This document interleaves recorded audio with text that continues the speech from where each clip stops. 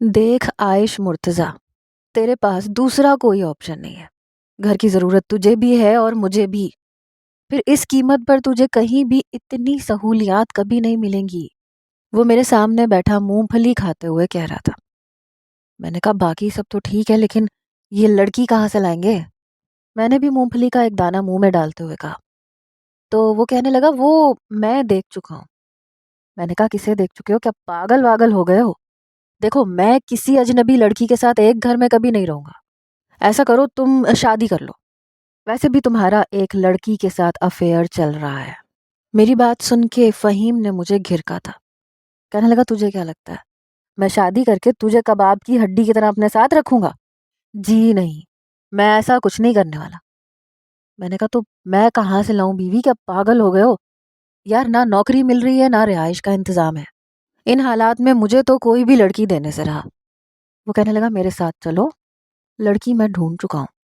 میں نے کہا کون بے وقوف ہوگی جو بنا نکاح کے ہم دو چھڑے چھانٹوں کے ساتھ رہے گی؟ میری بات سن کے کہنے لگا وہ تو مجھ پہ چھوڑ دے، بس تو حامی بھر اور ایڈوانس رقم کا انتظام کر لے۔ میں نے کہا یہ تو میں ایک ہی ہفتے میں کر لوں گا۔ گھر میں آج ہی دیکھ کر آیا تھا، مجھے پسند بھی آ گیا تھا۔ اوپر کا پورشن تھا لیکن سیڑھیاں مالک مکان کے گھر کے صحن سے اوپر جاتی تھیں۔ 2 کمرے تھے، باورچی خانہ بھی تھا، کافی ہوادار بھی تھا۔ سب سے بڑی بات یہ کہ کرایہ صرف 10,000 تھا۔ بس مسئلہ یہ تھا کہ وہ نوجوان 2 لڑکوں کو کرائے پہ گھر دینے کے لیے تیار نہیں تھے۔ وہ انکل کافی غصے والے تھے، اس لیے 2 ٹوک انداز میں کہہ چکے تھے اور ہم دونوں ہی پریشان حال اس چھوٹے سے کمرے میں بیٹھے ہوئے تھے۔ فہیم سے میری ملاقات اسی کمرے میں ہوئی تھی۔ یہ 1 کمرے کا مکان تھا جہاں ہم رہتے تھے، لیکن مالک مکان اپنے بیٹے کی شادی کرنا چاہتا تھا، اس لیے ہمیں کہہ چکا تھا کہ اسی مہینے گھر خالی کر دو۔ ہم دونوں ہی نوکری کرتے تھے اور تنخواہ اتنی زیادہ نہ تھی کہ الگ الگ گھر میں رہنے کی عیاشی برداشت کر سکتے۔ یہاں پہ ہم 3 لڑکے ایک ساتھ رہتے تھے، لیکن مالک مکان کو اعتراض نہیں تھا۔ میں پچھلے 15 دن سے گھر ہی ڈھونڈ رہا تھا، لیکن زیادہ تر لوگوں کو اسی بات پر اعتراض تھا کہ وہ کنوارے لڑکوں کو اپنے گھر کے پورشن میں نہیں رکھیں گے۔ میں شروع سے ہی لڑکیوں سے کچھ کتراتا تھا، دور بھاگنے والا لڑکا تھا۔ پتہ نہیں اب فہیم نے کس لڑکی کو تیار کیا تھا۔ کتنا عجیب لگے گا، ایک لڑکی کو ہم 2 لڑکے اپنے گھر میں رکھیں گے، اور وہ بھی بنا کسی رشتے کے۔ اگر میں مجبور نہ ہوتا تو یقیناً کبھی بھی فہیم کی بات نہ مانتا۔ مجھے یہ بھی نہیں پتا تھا وہ کیا انتظام کر رہا ہے اور کون سی لڑکی یہ سب ماننے پہ تیار ہے۔ بہرحال 1 ہفتے میں ایڈوانس کے پیسے جمع کروا چکا تھا۔ کچھ میں نے اپنے آفس سے اپنے باس سے ایڈوانس لیے تھے کہ تنخواہ میں سے کٹوا دوں گا، اور کچھ اپنے ایک کولیگ سے ادھار لیے تھے۔ رات کو کھانا کھانے کے بعد میں نے فہیم کو جب یہ بتایا کہ میں پیسوں کا انتظام کر چکا ہوں تو اس نے مجھے ایک شاپنگ بیگ پکڑایا۔ کہنے لگا یہ پہن لے اور چل، آج فائنل بات کر کے آئیں گے۔ میں نے کہا یہ کیا ہے؟ کہنے لگا دیکھ لے، سمجھ آ جائے گا تجھے۔ جیسے ہی میں نے شاپنگ بیگ کے اندر دیکھا تو میرے ہوش اڑ کے رہ گئے۔ وہ ایک زنانہ جوڑا تھا۔ میں نے وہ شاپنگ بیگ ایک طرف پھینکا۔ میں نے کہا فہیم کے بچے یہ کیا ہے؟ تو کہنے لگا لڑکی کا انتظام۔ میں نے کہا میں سمجھا نہیں۔ تو کہنے لگا بے یار تیرا یہ حسن کس کام آئے گا؟ یہ گوری رنگت، یہ بڑی بڑی غلافی آنکھیں، قسم سے اگر تو یہ پہن لے، تھوڑی سی لیپا پوتی کر لے، کوئی نہیں کہہ سکتا تو لڑکا ہے۔ اس کے منہ سے اپنے بارے میں اس قسم کی باتیں سن کے میں نے ایک زوردار تھپڑ اس کی کمر پہ رسید کیا۔ میں نے کہا تم یہ سب کچھ کیوں نہیں کر لیتے؟ وہ کہنے لگا میری شکل ہی لڑکوں والی ہے، یہ دیکھ اتنا موٹا ناک، اوپر سے پکی رنگت، اس پہ میری شیو بھی بہت جلدی آ جاتی ہے، تو ایسی چکنا ہے۔ شاید میری سفید رنگت کو دیکھ کر اسے یہ لگ رہا تھا کہ میں یہ سب کر لوں گا۔ میں نے کہا مجھے یہ نہیں کرنا، میں اپنا انتظام کہیں بھی کر لوں گا۔ میری بات سن کے وہ کہنے لگا یار دیکھ نا وہ کون سا روز روز ہمارے گھر آئیں گے، بس تمہیں کبھی کبھی تھوڑا سا ڈرامہ کرنا پڑے گا۔ دیکھ تیری داڑھی ویسے بھی جلدی نہیں آتی، آ بھی جائے تو تب بھی پتہ نہیں چلتا، نہ تیرے بازوؤں پہ میری طرح بالوں کی گھاس اگی ہوئی ہے۔ پھر اس نے شاپنگ بیگ میں سے مجھے ویکس نکال کے دی۔ کہنے لگا ایک بار کرے گا تو پکا 1 مہینے تک بال نہیں آئیں گے۔ اس کے علاوہ ہمارے پاس دوسرا کوئی طریقہ نہیں ہے۔ دیکھ، انکار مت کر، اس سے اچھا گھر ہمیں اور کہیں نہیں ملے گا۔ میں تو پریشان ہو کے رہ گیا کہ کیا کروں اور کیا نہ کروں۔ یہ بات تو بالکل سچ تھی کہ میرے چہرے پہ داڑھی بہت دیر سے آتی تھی، میرے جسم پر دوسرے مردوں کی طرح بہت زیادہ بال نہیں آتے تھے، لیکن پھر بھی ایک لڑکی بننا کچھ عجیب سی بات تھی۔ فہیم کہنے لگا، دیکھ وقت نہیں ہے ہمارے پاس، 1 مہینہ رہ لے، تب تک ہم کوئی اور گھر ڈھونڈ لیں گے۔ اس گھر کا مالک مکان تو بس چلے تو ہمیں کل گھر سے باہر نکال دے، پھر کہاں جائیں گے خود سوچو۔ فہیم کی بات تو ٹھیک تھی۔ میں نے ایک گہری سانس لی، پھر اس زنانہ جوڑے کو دیکھا، ساتھ میں وگ بھی تھی۔ بہرحال مجبوراً میں نے وہ جوڑا پہنا، وگ بھی لگائی، ہلکا پھلکا سا میک اپ بھی کر لیا اور اس پر ایک بڑی سی چادر پہن لی، لیکن میں لڑکی کم اور خاتون زیادہ لگ رہا تھا۔ ایک بار میں نے اپنے آپ کو شیشے میں غور سے دیکھا، فہیم بھی مجھے بڑے غور سے دیکھ رہا تھا۔ کہنے لگا، تم تو پہچانے ہی نہیں جا رہے، ایک دم لڑکی لگ رہے ہو۔ میں نے اسے غصے سے دیکھا، میں نے کہا، لڑکی نہیں لگ رہا ہوں، آنٹی لگ رہا ہوں۔ میں نے اپنے آپ کو بغور دیکھا تو فہیم کہنے لگا، یار تم میری ماں بن سکتے ہو۔ یہ سن کے میں نے اسے غصے سے گھور کے دیکھا تھا۔ میں نے کہا، دیکھ میری بات سن، ماں کا کوئی سین نہیں ہے۔ فہیم ہنسنے لگا، کہنے لگا، دیکھو اس طرح امپریشن اچھا پڑ جائے گا۔ میں نے کہا، اپنی شکل دیکھی ہے تم نے؟ میں کہاں سے تمہاری ماں لگتا ہوں؟ وہ کہنے لگا، بیوی بھی نہیں بنا سکتا۔ میں نے کہا، ایسے کرو، تم کہو کہ میں تمہاری پھپھو ہوں اور غیر شادی شدہ ہوں۔ یہ سن کر فہیم کچھ دیر سوچ میں پڑ گیا، پھر کہنے لگا، ہاں یار یہ ٹھیک رہے گا۔ لیکن جس طرح میں چل کر باہر گیٹ تک آیا، فہیم کہنے لگا، یار اپنی چال تو کچھ زنانہ کرو، اس طرح تو پکڑے جاؤ گے۔ میں نے کہا، کیا مطلب، اب اور کیسے چلوں؟ دیکھو مجھے چلنا ایسے ہی آتا ہے۔ وہ کہنے لگا، یار سارا بھانڈا پھوٹ جائے گا، سمجھا کرو ذرا، نزاکت سے چلو۔ میں نے کہا، اب یہ نزاکت سے چلنا کیا ہوتا ہے؟ دیکھو مجھے یہ سب کچھ نہیں آتا، ویسے بھی میں باقاعدگی سے جم کرتا تھا، اس لیے زنانہ چال چلنا مجھے کچھ عجیب سا لگ رہا تھا۔ پھر بھی فہیم نے کافی پریکٹس کروائی، میں بڑی الجھن کا شکار تھا۔ جب شرافت صاحب کے گھر ہم پہنچے تو سر پہ میں نے سفید دوپٹہ پہن رکھا تھا، میک اپ بھی کیا ہوا تھا، آنکھوں میں موٹا موٹا کاجل بھی، اور اپنے رخسار پہ ایک موٹا سا کالا تل بھی لگا رکھا تھا۔ جب فہیم کے ساتھ میں شرافت صاحب کے ڈرائنگ روم میں بیٹھا تو سر تا پیر اس شخص نے مجھے دیکھا اور مجھے لگا بس اب میری چوری پکڑی گئی، یقیناً جوتے کھا کے ہمیں یہاں سے نکلنا پڑے گا۔ وہ کہنے لگے، بیٹا یہ کون ہے تمہاری؟ فہیم کہنے لگا، یہ میری اور عائش کی پھپھو ہیں انکل، ہمارے والدین تو ہیں نہیں، اس لیے ہماری پھپھو نے ہی ہمیں پالا ہے۔ شرافت انکل کہنے لگے، اور ان کے شوہر اور بچے؟ فہیم کہنے لگا، یہ بالکل غیر شادی شدہ ہے، ہماری خاطر ہماری پھپھو نے بڑی قربانیاں دی ہیں، یہاں تک کہ شادی بھی نہیں کی۔ یہ سن کے شرافت صاحب نے بڑی ہمدردی سے مجھے دیکھا تھا۔ میں نے بھی چہرے پہ مسکینیت سجانے کی بھرپور کوشش کی تھی، دوپٹے کے کونے سے اپنی آنکھوں کے کناروں کو ہلکا ہلکا صاف کیا، جیسے واقعی میں بڑی دکھی عورت ہوں۔ شرافت صاحب نے فوراً سے ہمیں چابی تھما دی، کہنے لگے، میرا اوپر کا پورشن فرنشڈ ہے، آپ لوگوں کو صرف اپنے کپڑے ہی لانے پڑیں گے۔ یہ سن کے ہم اور بھی مطمئن ہو گئے، سامان کے جھنجھٹ سے بھی جان چھٹی۔ میں نے کہا، آپ کا بہت بہت شکریہ، آپ بہت اچھے انسان ہیں۔ وہ کہنے لگے، کوئی بات نہیں محترمہ، آپ اسے اپنا ہی گھر سمجھیے گا۔ میں نے کہا، جی جی ضرور۔ پھر کہنے لگے، کیا میں آپ کا نام جان سکتا ہوں؟ یہ سن کے میں پریشان ہو گیا کہ کیا نام بتاؤں، یہ تو میں نے سوچا ہی نہیں تھا، جب فہیم کی عقل نے عین وقت پر کام دکھایا۔ کہنے لگا، میری پھپھو کا نام مہاجبین ہے۔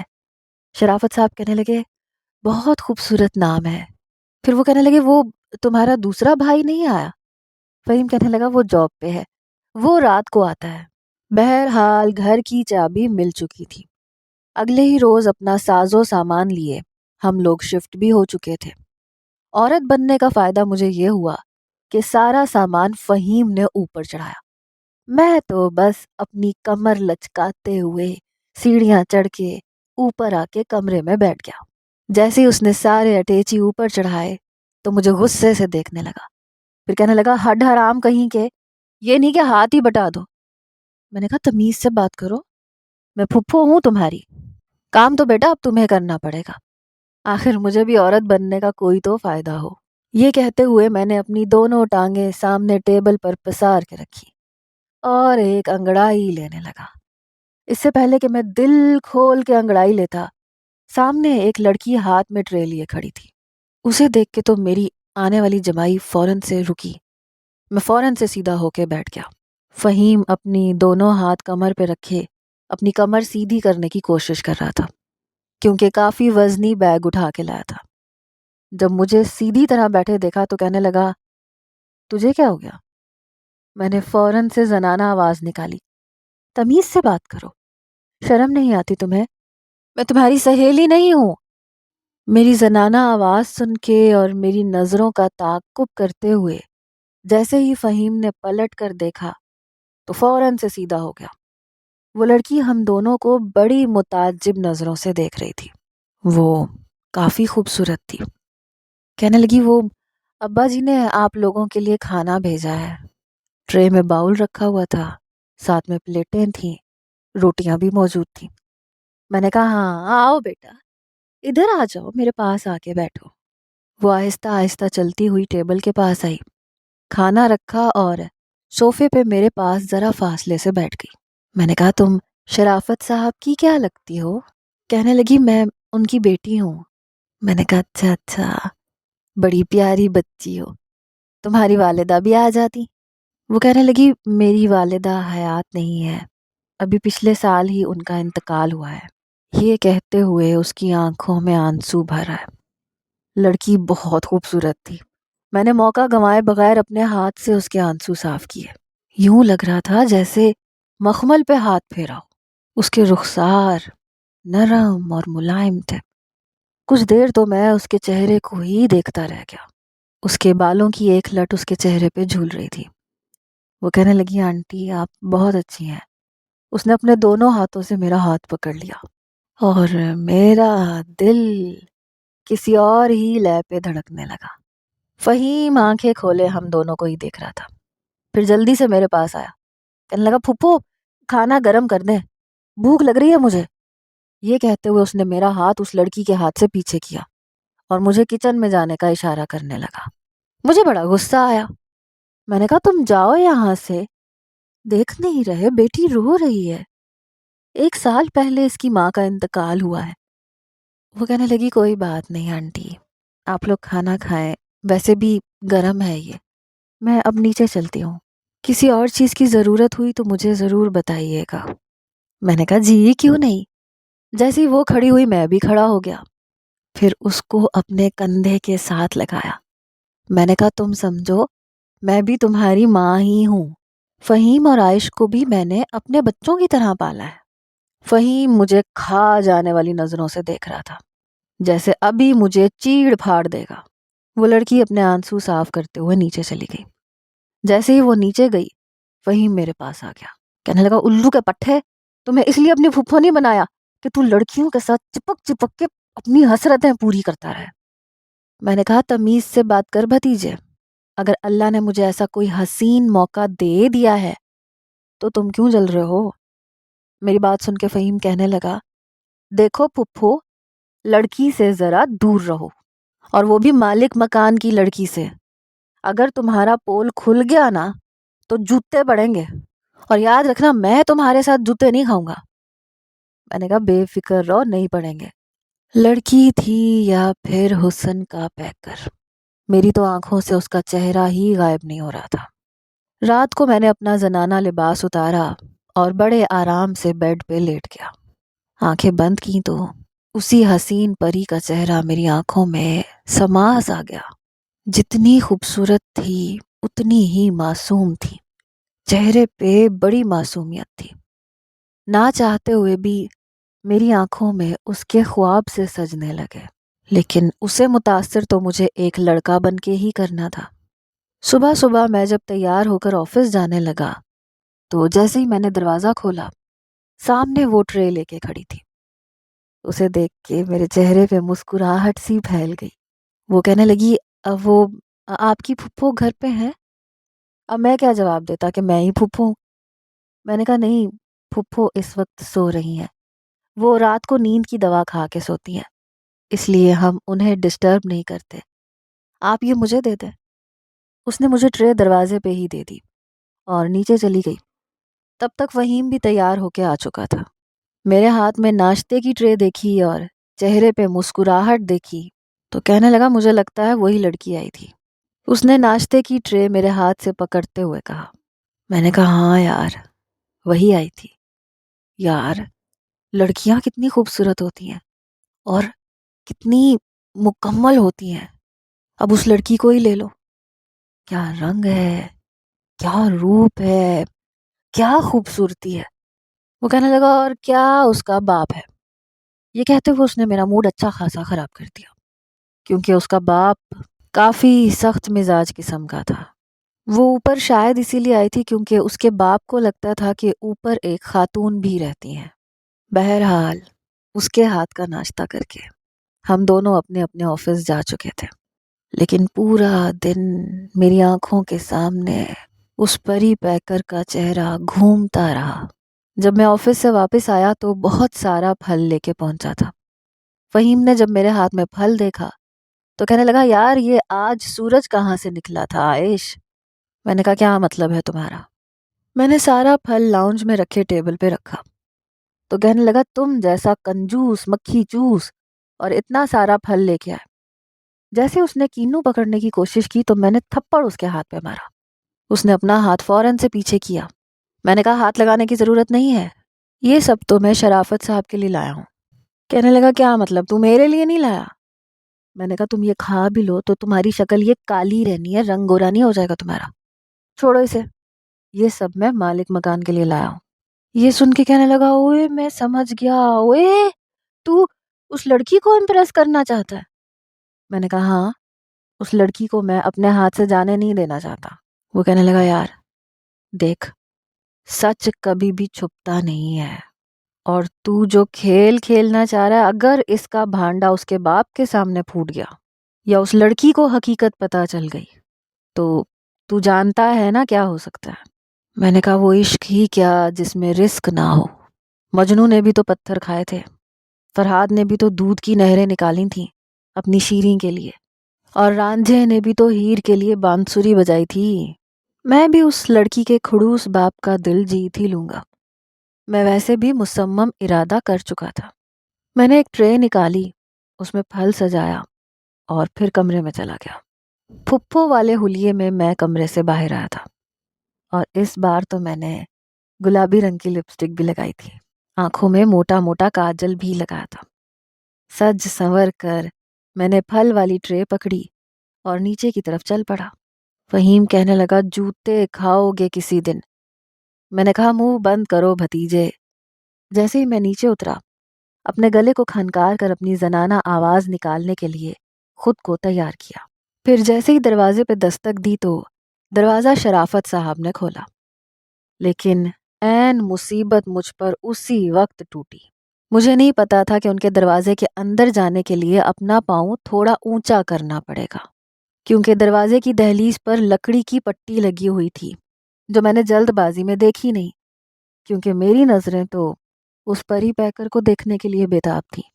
میری نظریں گھر کے اندر تھیں، اس لیے نیچے نہیں دیکھ پایا۔ جیسے ہی جلد بازی میں اندر قدم رکھنے لگا تو میں الٹ کے گرنے لگا جب شرافت صاحب کی باہوں نے مجھے تھام لیا۔ سارے پھل اور ٹرے نیچے گر چکے تھے اور میں شرافت صاحب کی باہوں میں تھا۔ انہوں نے بھی مجھے بڑا مضبوطی سے تھام رکھا تھا۔ وہ میری آنکھوں میں آنکھیں ڈالے دیکھ رہے تھے اور میرا دل بے لگام گھوڑے کی طرح سے بھاگ رہا تھا۔ میں نے جلدی سے خود کو سنبھالا اور کھڑا ہو گیا، لیکن جیسے ہی سامنے میری نظر پڑی تو وہی پری پیکر لڑکی منہ اور آنکھیں پھاڑے مجھے دیکھ رہی تھی۔ میں جلدی سے سنبھل کے کھڑا ہو گیا۔ شرافت صاحب کہنے لگے، آپ کو کہیں چوٹ تو نہیں آئی مہجبین؟ میں نے کہا میں آپ کو کیا بتاؤں کہ چوٹ کہاں آئی ہے اور کہاں نہیں۔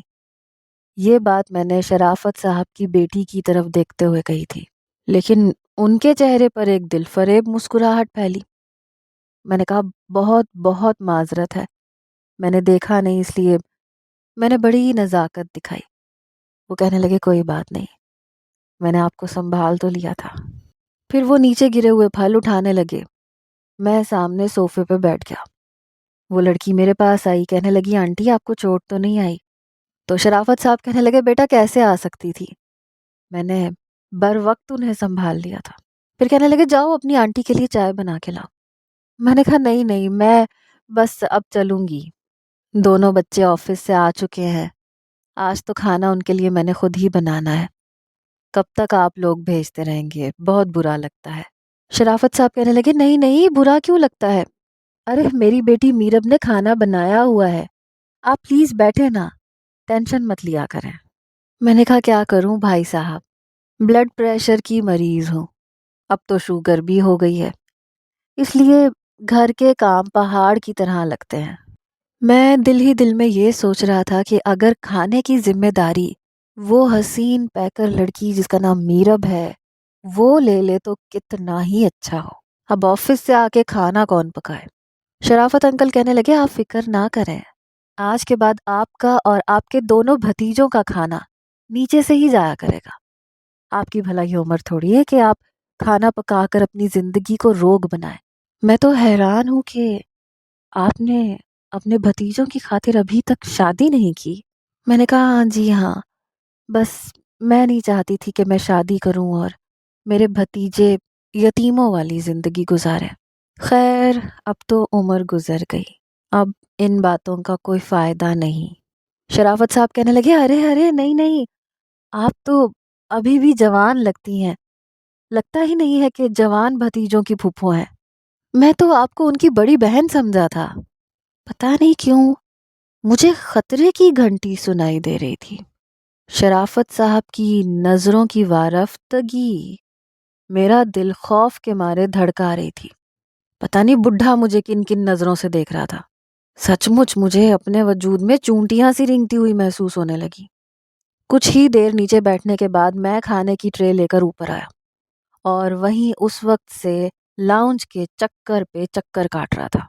میرے ہاتھ میں کھانا دیکھ کر اس نے ٹرے پکڑی، کہنے لگا یہ جو تم کر رہے ہو نا عائش، بہت غلط کر رہے ہو، پتہ نہیں کیوں مجھے ڈر لگ رہا ہے۔ میں نے کہا چپ چاپ کھانا کھاؤ اور میری جان مت کھاؤ، شکر کرو کہ کھانے کی ذمہ داری بھی سر سے اتری۔ وہ کہنے لگا کیا مطلب؟ میں نے کہا کل سے ہمارا کھانا ناشتہ سب نیچے سے آئے گا۔ وہ جو شرافت صاحب ہے نا، وہ کہہ رہے ہیں کہ آپ کھانے کی ٹینشن مت لیا کریں۔ میں نے یہ کہتے ہوئے روٹی کا نوالا توڑا اور کھانے لگا، لیکن فہیم مجھے غور سے دیکھنے لگا۔ میں نے کہا اب کیا شکل دیکھ رہے ہو، کھانا کھاؤ۔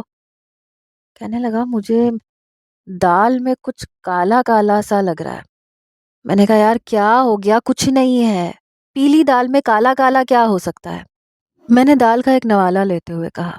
وہ کہنے لگا یہ نہیں کہہ رہا کمبخت، یہ بڈھا ایک نمبر کا کنجوس ہے، مطلب بغیر مطلب اور مقصد کے کسی کو کچھ نہیں دیتا، ایک دھیلا بھی نہیں دیتا۔ میں نے بڑی منت سماجت کی تھی کہ اوپر بس 2 ہی تو کمرے ہیں، چھوٹا سا لاؤنج ہے، باقی تو پوری چھت خالی ہے اور وہ ہمارے استعمال میں بھی نہیں ہے، وہ بھی یہی استعمال کرے گا تو کرایہ کچھ کم کرتے۔ تو اس نے صاف انکار کر دیا تھا۔ یہ جو مہربانیاں کر رہا ہے نا، یقیناً یہ مہجبین پھپھو کی وجہ سے کر رہا ہے۔ میں نے کہا کیا پاگل ہو گئے ہو، اس عمر میں جوان بیٹی کا باپ ہوتے ہوئے وہ ایسی حرکتیں کیوں کرے گا؟ آرام سے کھانا کھاؤ۔ ویسے دل تو میرا بھی ایسے ہی اندیشوں میں تھا، کیونکہ اس کمینے کی نظریں مجھے اپنے وجود کے آر پار ہوتی محسوس ہوئی تھی۔ پہلی بار عورتوں کا مشترکہ دکھ میں نے مرد ہوتے ہوئے محسوس کیا تھا۔ بہرحال کھانا کھانے کے بعد ہم لوگ سو چکے تھے۔ اگلے روز جیسے ہی میں آفس کے لیے نکلنے لگا، وہ لڑکی بھی چادر لپیٹے باہر آئی، اپنے کندھے پہ اس نے پرس لٹکا ہوا تھا۔ میں نے کہا میرب آپ کہیں جا رہی ہیں؟ کہنے لگی جی ہاں میں اسکول میں جاب کرتی ہوں، پچھلے 1 ہفتے سے چھٹی تھی اور آج مجھے اسکول جانا ہے۔ میں نے کہا اگر آپ مناسب سمجھیں تو میں آپ کو چھوڑ دیتا ہوں۔ کہنے لگی نہیں نہیں ایسی کوئی بات نہیں ہے، اسکول زیادہ دور نہیں ہے، میں چلی جاؤں گی۔ میں نے کہا پھر بھی میں چھوڑ دیتا ہوں۔ وہ کہنے لگی نہیں میں خود چلی جاؤں گی، اور ویسے بھی میرے والد کو یہ سب پسند نہیں ہے کہ میں کسی اجنبی کے ساتھ موٹر سائیکل پہ بیٹھ کے جاؤں، وہ غصے کے بہت تیز ہے۔ میں نے کہا چلیں جیسے آپ کی مرضی۔ میں کسی نہ کسی طرح اس لڑکی سے دوستی کرنا چاہتا تھا، لیکن وہ مجھے دیکھتی تک نہیں تھی۔ پھپھو کے روپ میں اس کی مجھ سے کافی دوستی ہونے لگی۔ اکثر شام کو وہ چھت پہ آ جاتی، اس لیے جیسے ہی میں آفس سے آتا فٹافٹ سے پھپھو کا روپ اپنا کے چھت پہ چلا جاتا۔ اس کے ساتھ باتیں کرتے ہوئے یہ سب کچھ مجھے اچھا لگنے لگا تھا، لیکن ایک دن تیز طوفانی بارش ہونے لگی۔ اسی دن اس نے کپڑے دھو کے اوپر رسی پہ لٹکائے ہوئے تھے۔ جیسے ہی بارش تیز شروع ہوئی فہیم تو جلدی سے کمرے میں جا کے گھس گیا، کیونکہ سردیوں کی بارش تھی۔ کہنے لگا آج تو رضائی سے باہر ہی نہیں نکلوں گا، لیکن میں چائے بنانے کے لیے باہر آیا تھا اسی زنانہ لباس میں۔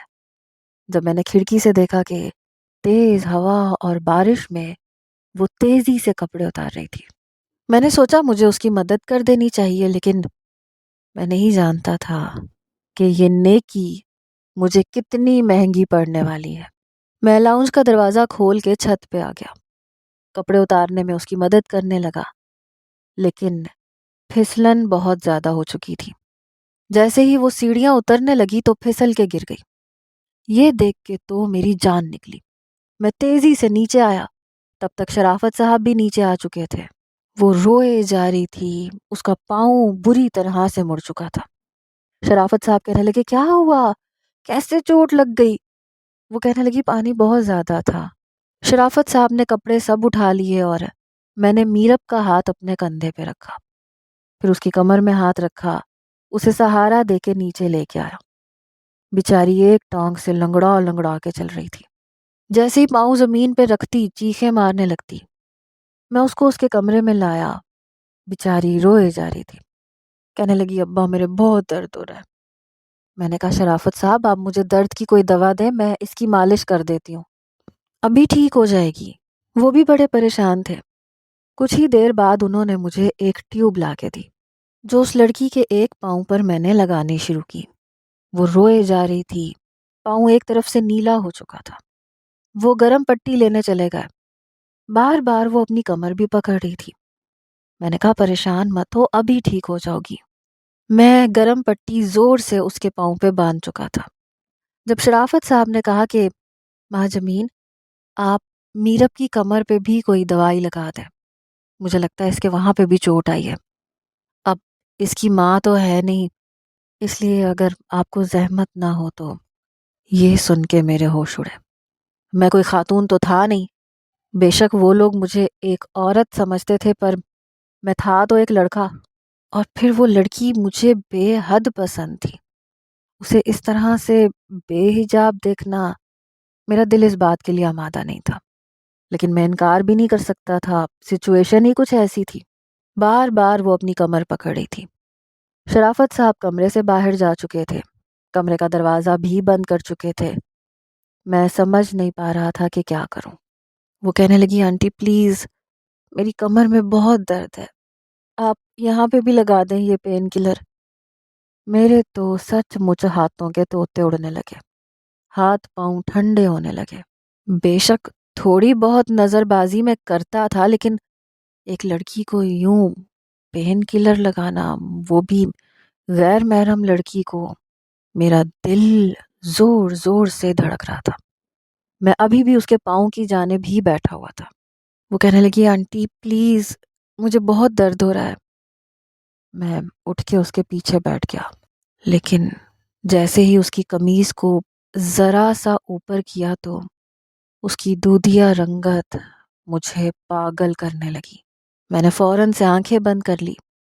وہ کہنے لگی قمیض تھوڑی سی اور اوپر کریں۔